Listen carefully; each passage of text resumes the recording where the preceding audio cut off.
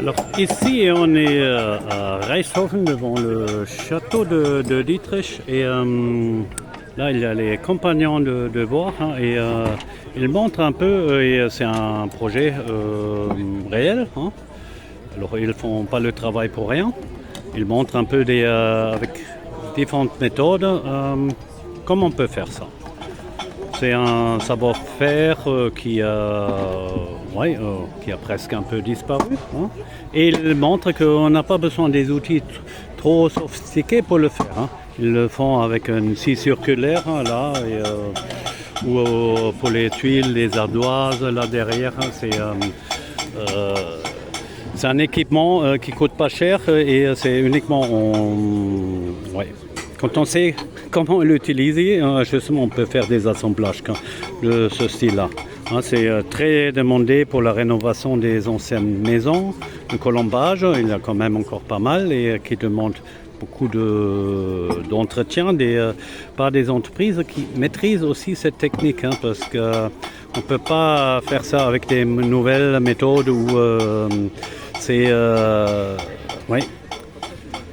des mortaises et des choses comme ça, il faut les adapter. Ils sont pas tous de la même taille et c'est pour ça c'est plutôt une bonne chose.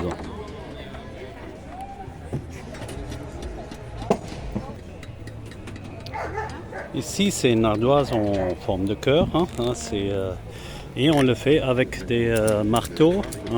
Ça c'est le marteau avec lequel on peut faire beaucoup de choses. Ça s'appelle j'avais oublié le nom pour ça, c'était enclume. L'enclume, le marteau d'ardoisier. Ouais. J'avais hier, il y a quelqu'un qui m'a expliqué déjà un peu et j'avais vu une vidéo une fois sur... C'était quelqu'un qui a fait un Kehlschnitt pour trouver justement la taille, comment on peut tracer la ligne. Franchement, c'est impressionnant et c'est pas trop compliqué quand on sait. Mais bon, il faut le trouver. Oui, mais ça va. Et vous faites, fabriquez plein de cœurs, je vois. On aime ça les cœurs. Oui. Bon. Alors, parce que des toits en ardoise, c'est très beau, et en plus, ils résistent bien au vent. C'est pas comme les tuiles mécaniques qui s'envolent. Là, il n'y a pas le vent ne peut pas passer en dessous. Et quand on regarde quand on rajoute par exemple une rangée comme ça, c'est quand même assez décoratif aussi, je trouve. Justement, là, c'est le but justement de la chose. C'est qu'en fait, on a dessiné sur ça, c'est justement c'est un vent décoratif. On a fait ça. Donc au final, c'est un vent, on a fait un motif.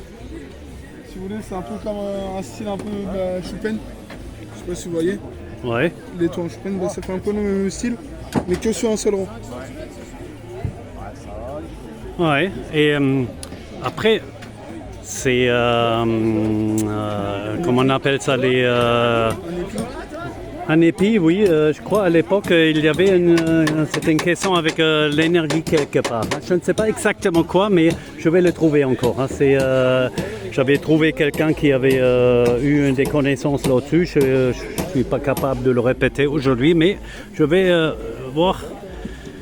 C'était quand même assez intéressant parce que tous les anciens bâtiments de maîtres, ils s'étaient équipés de ça.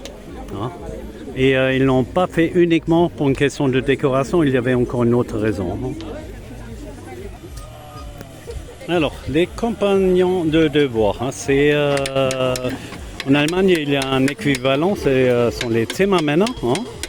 Alors, quand ils sont appris déjà à travailler, ils font le tour d'Allemagne, ou ici c'est le tour de France, et ils travaillent chez différents employeurs, et comme ça, ils apprennent un peu d'autres méthodes que eux, peut-être, ils ne connaissent pas.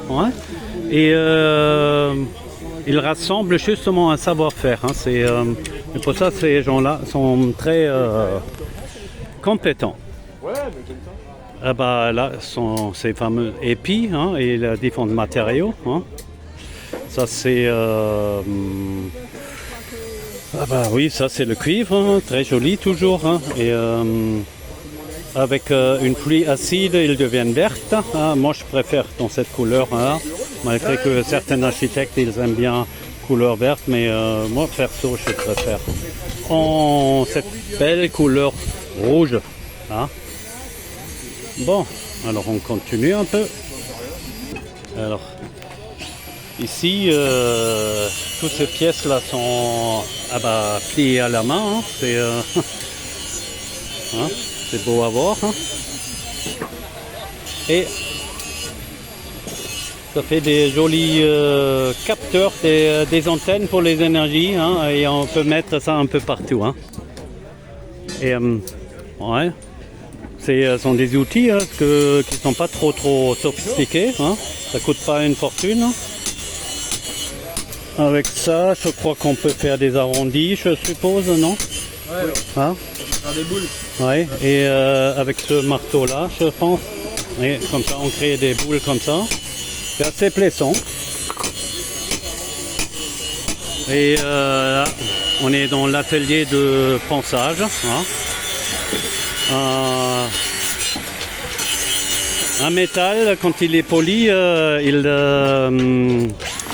justement, il est beaucoup plus joli après. Hein. Et ça se fait avec des meuleuses. On peut faire aussi avec des graines ou des polish.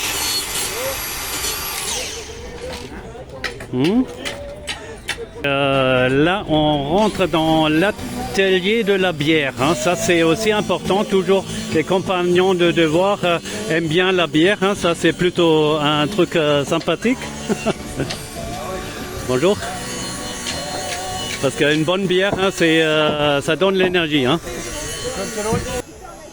Alors, là, par exemple, les charpentiers couvreurs de la Zinsel, ouais, ils vont travailler de cette manière-là. Hein.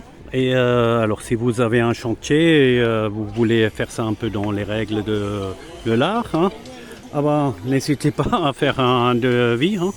Je connais pas les prix là maintenant. Certes, ça coûtera peut-être un tout petit peu plus cher, c'est possible. Et encore, hein, c'est même pas sûr. Hein. Je peux pas, pour l'instant, je peux rien dire. Hein. Je vais me renseigner.